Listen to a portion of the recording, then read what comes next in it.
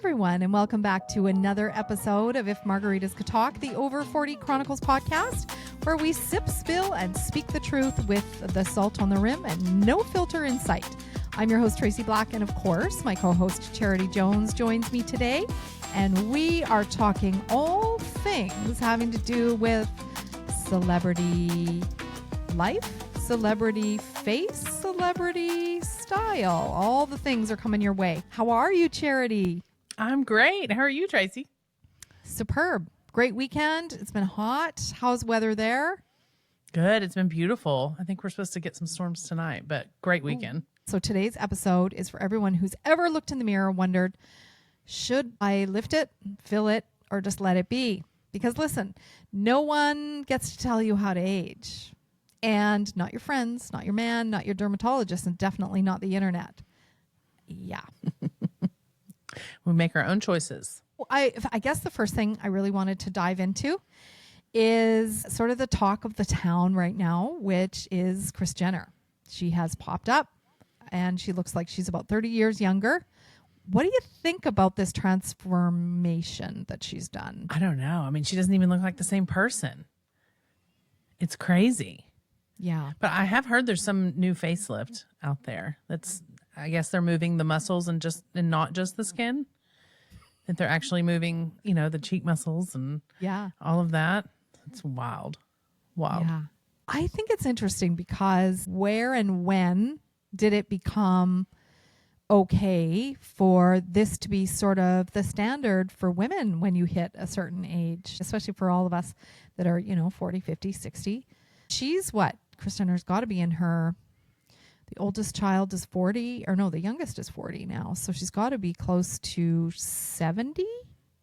But I mean, she's got good genetics. Look at the daughters, right? You've got Kim Kardashian, Khloe Kardashian, Kourtney, and then the Jenner girls. And I think because they've got that the good genetic disposition, that helps. However, I didn't think she needed it in the first place. I think she was aging beautifully and looking her natural age. But now I just am trying to understand it. So, yeah. So this new celebrity world of facial transformations is Kris Jenner, Madonna, Nicole Kidman, Jennifer Aniston, to name a few. And unpacking their choices are, critiqued while also, quietly setting the trends, I guess. Would you get a facelift? Man. Would you get anything done? Period. I never really thought I would, but the older I get, this chin, I could do something about this chin. The chin and under the arms, the flab under the arms, I feel like eventually I could come to terms with dealing with it. But the whole facelift, I think I'm just too big of a baby for one. I don't want to go through all that pain and recovery. And I mean, I about died for my tiny little tattoo. So, and I just don't worry that much about it. I mean, I don't even wear foundation every day. I just don't really worry about it that much. What do you think? Would you do it? It is kind of like it's this weird sort of double standard. When you looked at the age of our mothers, grandmothers, great grandmothers, everybody just naturally aged, and you expected to look your age when you hit up into the 60s, 70s, 80s, 90s. But now I think it's hard to tell because we're aging differently. And if there wasn't all of these like criticisms around shame, and if you're then, people think you're letting yourself go if you're not staying on trend or doing the Botox stuff. Like, I don't think that's socially acceptable. I don't know. Well, and how much do you think factors into that we're working women now in our careers still at 60? And back then, our grandmothers or great-grandmothers, they really didn't have careers out there in the world, and you sat at home and made bread and looked old and sat in your rocking chair, and you weren't trying to still be a member of the working society and working in Hollywood. Yes. So I think the social expectations have changed so much that we want to stay beautiful, and we're staying single. We're not aging with a husband we've been married to for 40 years. We got to be hot out there. Yes. Do you think that there's a little bit of a double standard when it comes to men and women in terms of aging? I do. Oh, absolutely. Yes. And it's unfair because men age so much better. There's a lot of men that get better looking as they age, or at least I think so. I like the salt and pepper. It's like the George Clooney kind of situation where, some of the celebrities just keep getting better and better and better. But then they don't expect those men to go and do face stuff. But I will say that over the last maybe couple of years, I have noticed there's been a few celebrity men that have done some things to their face. So, Yeah. I think the men are getting more into Botox for sure. Maybe not the huge procedures, but at least the Botox. Yeah. I've done the Botox stuff. I read an article about how a lot of the aging component, when women start doing fillers and Botox, what it's actually doing is stretching your skin. So that's why you keep needing more and more, even though it says over time it dissipates, your body absorbs it. And I kind of believe that doctors show, they talk a lot about the one that's on TV that's called The Doctors. They talk about a lot of the cosmetic stuff. It not only stretches your skin, but it's a botulism. It's a food toxin that they accidentally discovered killed the nerve endings for muscles. And so you're deadening those nerve endings that innervate those muscles, and then when the muscles contract, they wrinkle the skin. So you're deadening that muscle, and it'll eventually reinnervate itself. The nerves will grow back and reinnervate into the muscle. But your body will start to, if you do it long term, your body will start to produce antibodies against the toxin. So then you need a higher dose, or it doesn't last as long. Or Good.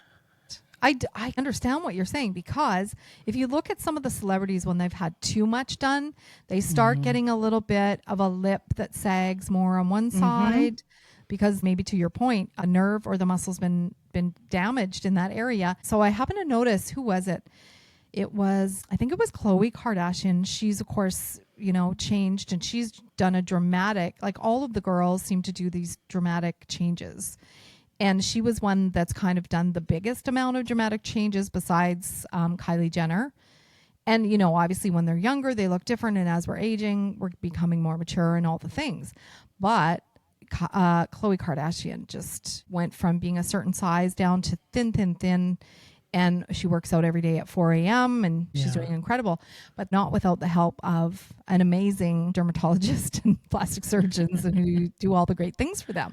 Now, that comes into my next point, is the cost, right? So women think, when you see these influencer girls online and they've got the lips done and they've done the lip flips, and I can't help but question the Botox and cosmetic industry.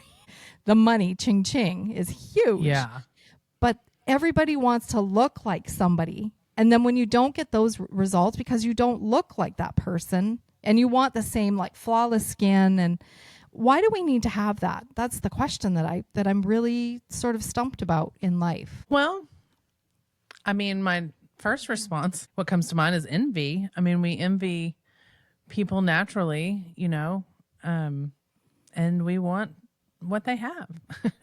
We all want great skin. I mean, who doesn't want great skin? You go in thinking that you're going to come out looking one way, and who provides your service really matters too. If you're going to some Botox party and no one's licensed and doesn't really know what they're doing, like you were saying, they can put it in the wrong muscle and you can end up with a droop. I was listening to one thing saying that if you get too much Botox between your eyes, you can go cross-eyed for a little while. It's happened. I had it happen. Did you? Not no kidding. way. Not kidding. You went cross-eyed? Not cross-eyed, but what ended up happening was that when they do the 11s here, my 11s are a little bit deep, so I guess I used to frown a lot. I'm like, why? What is that? What is that thing? Anyway, and so the last time I had it done, I felt like my brow had dropped, and it was sort of felt heavy. What is happening? This has never happened before. And I don't do a lot of fillers and things. I mean, I have wrinkles like everybody else because I'm 55. But I will say I felt sort of like my forehead had come down a bit and it felt heavy sort of even though it didn't look like that, it just felt like that. It was a really weird sort of phenomenon, weird situation. I said, "Is this normal?" She's like, "Yes." I'm like, "But I've had it on before and it didn't happen." So see? Yeah. Mm-hmm. Yeah. They might have given you too much. Too much, yes, or in the wrong spot. spot. I think. So we've done a podcast on confidence, and we talked a lot about that. You made a lot of very valid points about women in confidence. I think the problem is the world thinks that in today's situation with everybody sort of choosing themselves and wanting to age, people sort of have this opinion about it. And just like we're talking about it today on the show, I kind of think, and I want your opinion on this, that it would be nice for us to be able to have the option. Is there something different that's going to be a lot healthier and better for us, right? With the way that technology is evolving, why are we constantly having to put this stuff into our face to make things better? So like what would be the alternative? Like a skincare that did just as much? I don't know. I mean, that's what the scientists are for. There's something in the back of my mind that always thinks it's just like when we think about our grandmothers and great grandmothers and even our mothers, right? Everybody cooked back then. So you had all natural food, farm to table, that kind of stuff. So it wasn't there, you weren't dealing with a lot of preservatives and things in food. So I think when you talk about environmental issues, you talk about things that you're putting in your body, those are also fundamental things that are effect of part of your aging and your skincare for sure. Absolutely. So when are they going to come up with something that's going to be a little bit more natural and not where you got to do all this stuff? I don't know. I don't know what the solution is. Put toxic bacteria into your muscles. Yeah. See? Well, and I think that, like I was saying before, that the societal changes of the pressures of being independent, which we've somewhat put on ourselves, but stress causes a lot of wrinkles. Like you were saying, I got these 11s from stress. Mm-hmm. And maybe our stress looks different than it did back then when you were mainly the caretaker of the home, which is not stress-free. I stayed home with my kids for a couple of years, and oh my God, I about cried to leave every day. So yeah, that does have its own hardships. I don't know. Maybe the way we handle our lives and our lifestyles now add to the wrinkles. But yes, I think if somebody was to tell me, oh, you shouldn't do that, I don't know how I would feel. Like there's this keyboard warrior stuff that's online, which I think everybody's spoken about and everybody knows it exists. But when you look at all of these celebrities that are having work done, I mean, just to name a few is, Madonna and Jennifer Aniston and Lindsay Lohan and just naming a few, but the big puffy cheeks and the innovation of, having this flawless skin, it just doesn't seem sustainable in that way. Now, if you've got millions and millions of dollars in your bank account, then that's a whole different conversation because I guess that's what your destination. But if somebody said to me, I would pay for you for a facelift, would you do it? If somebody said, here's $100,000, I'm going to pay for your facelift because they think that you need, because they're giving their opinion and saying, I think you need a little tuck and poke and smooth here and blah, blah, blah. Would you do it is the question. I think after 65, I would. I don't think I would right now at 46. I don't want to get that started too early. For one, I'm scared I'd be addicted to it. Yes. For two, what if I'm not happy with it and I have 40 years to go? I mean, we could at least wait till I've got 30 years to go. Summer. The most interesting thing to me is that we just don't have long-term studies on this stuff yet. We've got studies for 10, maybe 20 years. I think the cosmetic Botox started in the early 2000s, so maybe 25 years of studies now. There's no telling what these people's faces are going to look like in 40 years. And even the Botox, if you kill that muscle enough times, is it going to droop? Because a lot of these people are starting Botox in their late 20s, early 20s sometimes. I've got 35-year-old friends that are doing it consistently. Yeah. So the test is really going to be what they look like at 65 and 70. Well, look at Joan Rivers when, I mean, a decade long. Who's that other lady is it Joan Rivers, the one that wrote the books? She had a lot of work done on her face for years and years and years. And over time just did not look the same. I mean, look at Courtney Cox. These are all incredibly beautiful women that started their careers out. And yes, again, time, right? Time changes things. And as we're evolving, we want to look and feel our best, obviously. But all of a sudden, if you wake up and you're just not recognizable, like, is it to stay up and coming with Hollywood? What's the premise behind it? Is there that much pressure? That's what I'm curious about. I think it starts with Hollywood and the pressure to stay young and beautiful to keep your job. It's went way beyond Hollywood now. I mean, it's readily available to anyone. You don't even have to go to the dermatologist. You don't have to have a real plastic surgeon. You can go to a med spa. So it's just a lot more accessible. And I think the social media has really pushed it. There's a lot of Botox, and I keep saying Botox, but any of the correcting procedures are really pushed by influencers on social media too. So I think we just get it from all angles. I think it's a lot of pressure.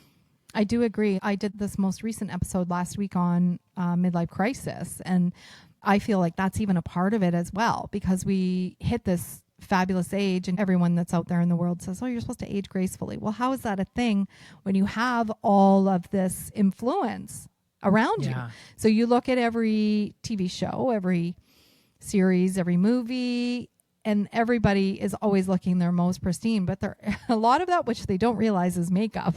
So makeup and filters. And I've been guilty of using filters in my life. I mean, it's a professional image. I want to make sure the image is there. And yes, there's men out there that do videos and stuff and say, stop using the fillers and stop using the Botox. We love you the way you are. But I think there's something to be said with men also feeling like they have a voice to say that. And so is it a slight critique? Like, I don't know. It's kind of getting into the deep depths of everybody's opinion on how somebody should age. Yeah. Do we have fear about getting older, do you think? I'd like to say I don't, but every time I have a new change, it's a lot scarier than I anticipated. Just like the gray hair, like we were talking about the other day. I thought I would be fine with it. And every time it gets too much, I'm like, I got to get rid of this. Or twice, somebody has asked if I was one of my friend's moms. Both times I went and had my hair done. I was like, what the hell? I hate the word ma'am. I'm like, don't say it, right? Because it sort of jolts you a little bit. You go, I'm not a ma'am, but thank you, because I know you're being respectful. I think, you know what, like you and I talked about on the confidence part of it. Confidence is hot, period. So anybody's choice is to decide what that is for them in their reality of, this is who I am, this is who I want to be. Yeah. When it changes, so if a person's face changes and starts becoming sort of really too overfilled and too overdone, is it the place of the family to say something, do you think? No, why say anything? I mean, their face is done now. Yeah. Maybe refer them to a therapist, but no, I don't think anybody should comment on it. I mean, it's everybody's individual choice, and there's a lot of it I wouldn't do, but I mean, if that's what makes somebody feel good about themselves and they choose to do it, then it's their choice. So do you think that other women specifically are making comments about, oh, you should age naturally, or have you given up and age naturally, all those kinds of things? Is it a insecurity, perhaps, why women are maybe a little judgmental of other women who choose to go that route to keep their young, youthful look?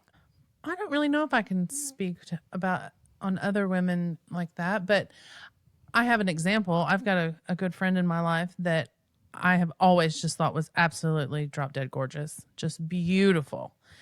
And she's had some stuff done, and she still looks great. But when I saw her, it really just broke my heart. I thought, you are one of the most beautiful people I've ever known. And do you not see how beautiful you are? Like, I felt more sad that she didn't see the beauty in her that I see, because to me, she doesn't need anything.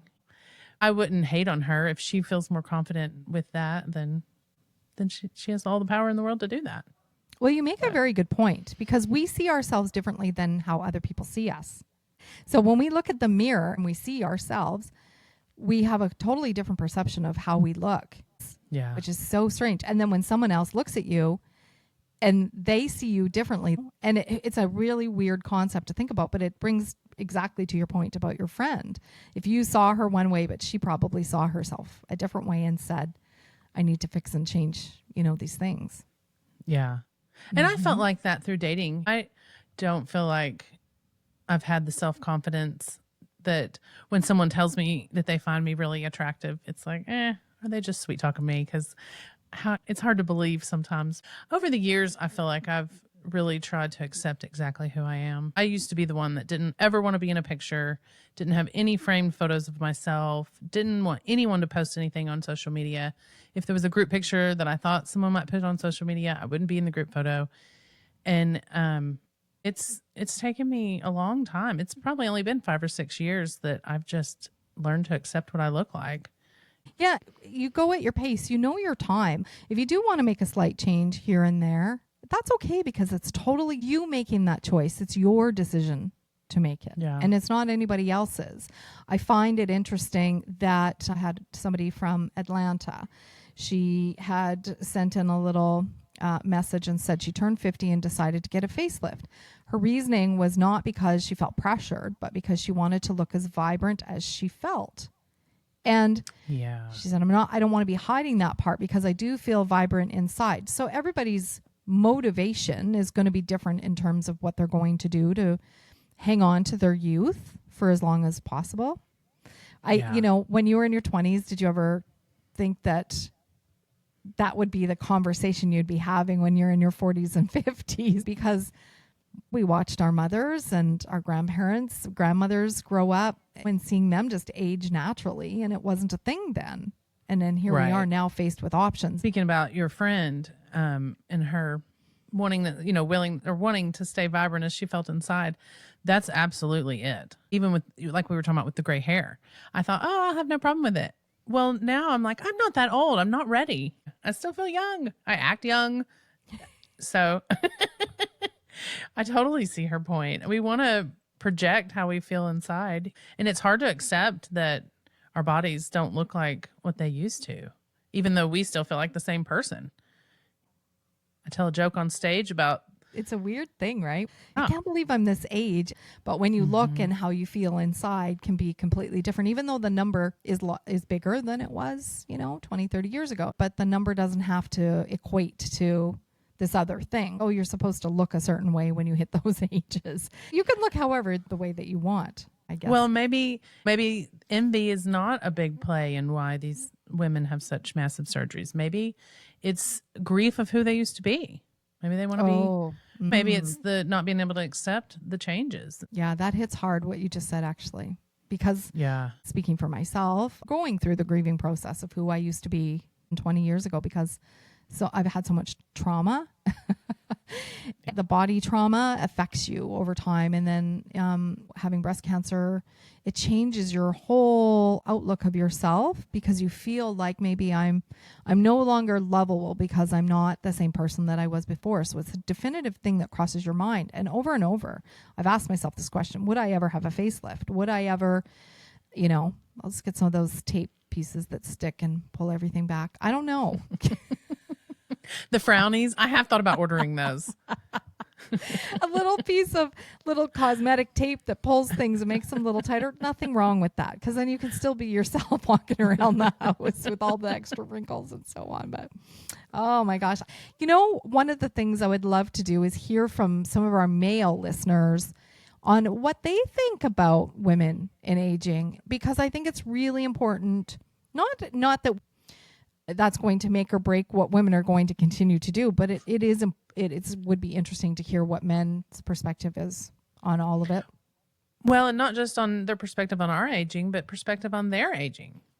I had one girl that was dating a guy, and she found some mascara in his bag and thought he'd been cheating, and it was because he used in his beard to cover the gray. So men do have tricks. We want to know your tricks, men. We want to know your tricks, Chime in. Chime in. That's right. Charity said it here. I would love to know, what is our margarita of the day? We have a coconut margarita today. Ooh, coconut margarita. Well, the weather is it's hot out there, so I think that sounds about right. Yum. Yeah. Perfect for summertime. Perfect for summer. So when we talk about gray, whether you're embracing gray or booking, get your fillers done somewhere in between, your own beauty, I think, is really not up for debate. But when you put yourself out into the world, like in TikTok, people want to say what they want to say. Do you have anything to add to that? Well, the TikTok world. The TikTok world. Oh my gosh. I had a little oopsie whoopsie TikTok today. It doesn't have to do with aging. Well, maybe it does. Multitasking. So I thought everything is content. That's what they say. And so I was getting gas on the way to work. And I thought, well, I'll just do a little video short clip. Well, I'm filming me pulling the thing out of the gas tank, the nozzle, and I'm gripping the handle. And so I'm trying to hold the phone. I'm pulling it out and gas just goes everywhere. I got it all over my shoes. Yeah. And so then I was high off gas driving all the way home because my whole car was fumes. And I thought, oh my gosh, I am too old to be trying to multitask like this. And I had to leave in a hurry because I didn't know if everybody inside saw me just spew gas everywhere with my phone. She's like, is trying to get gas station content and she's trying to multitask. I'm thinking the two things should never go together. Just FYI. That's so cute. Oh my gosh, you're so funny. Yeah, TikTok has been a thing. I sort of laugh because, as you know, I'm new to the whole world of TikTok and I'm not doing a very good job of it. I don't understand it. I don't know if it's just because I'm like challenged in that way when it comes to like really truly doing it. People spend a lot of time doing content on there, and a lot of time. I find that I need to have this sense of peace of mind, and I'm not sure if it's at this age that I'm at that it makes sense.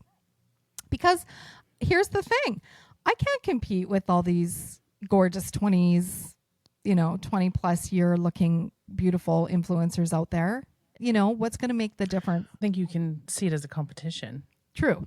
But you got to find your fan base. I've been really going after the women over 40, and I feel like, which is great. They've been supportive. I sort of chuckle because what's the purpose of being on here? What am I doing on here? I'm trying to get opinions of perfect strangers. It doesn't.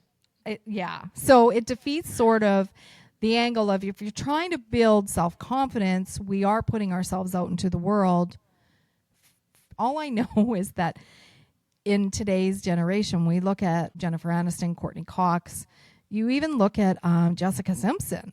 I saw a video of her singing. She's back to she's doing a band thing. I didn't even recognize her. I thought, this doesn't make sense. Like, make it make sense to me, because you don't look like the same person at all. Yeah, that's sad. And she was beautiful. Yes, right? And again, like, is it just the wrinkles and that everybody wants to have this perfect flawless skin? I don't know. Yeah. How you do it is your business, I guess, Jessica Simpson's. But all these women are just drop dead beautiful, and I guess we'll never know. We'll never know. Yeah. We only see it from the outside in, right? That's right. That is right. Anything else to add on this topic today? I don't think so. Just keep loving yourself in your own ways and stay confident out there. Live your best life after 40. Just live your best life after 40. Don't forget, it's a choice. That's the best part about it. Well, I think this might be a wrap. We're talking a little bit about celebs and talking about how people don't get to tell us how to age. So if somebody's telling you how to age, just tell them to knock it off, because it's not acceptable. Tell them to get out of here. That's right. That's right. So until next time, keep laughing, keep living, and remember, if life gives you limes, you make a margarita. Make a margarita. Don't forget to subscribe, follow on more on your favorite listening platforms so we can get those ratings up. We're looking for our listener input. We would like to, the goal is to get to the top 10 guys. So of course, you can find us on ifmargaritascould.com, #podcastdiva. So until next week, Charity Jones and I will be back with some other hot topics. Thank you for your time. Have a good day. Bye. Bye.